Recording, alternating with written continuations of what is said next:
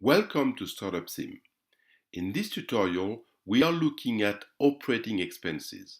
These are expenses that are necessary for the normal operation of the company, for production, logistics, and distribution. Without these activities, the goods would not have been made and sold. What are some direct expenses that are covered here? Commercial and admin is the cost of distribution, the cost of agents or the cost of your own sales offices, and it comes in the form of some fixed costs and some variable costs, the detail of which you find in the user guide. Advertising is directly the decision that you have made to invest in advertising through the decision form F1 in the area.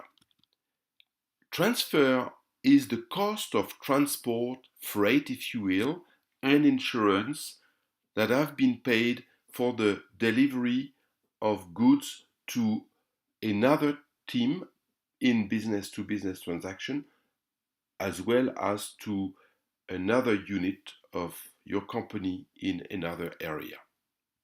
Inventory is the cost of carrying goods in inventory, and again, this is a function of the number of units that have remained in stock for the duration of the quarter, and the cost can be found also in the user guide on a per unit basis. Sales expediting is a little bit special. It is essentially a penalty. If you have decided to sell a good that you do not have in inventory, then Nippon, the company managed by the facilitator, will do the delivery so that the client is not penalized, but will instead charge a penalty to you in the form of a payment for services. And then it will also add some additional cost to your cost of goods sold, so as to reduce your margin in an operation like this. So selling goods that you do not have will create no profit whatsoever.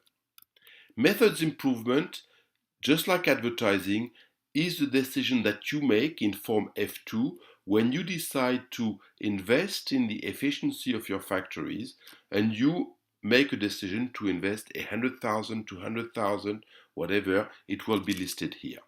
Depreciation and fixed is calculated automatically according to the parameters again laid out in the user guide, but it is the depreciation of your plants at the rate which is specified in the user guide.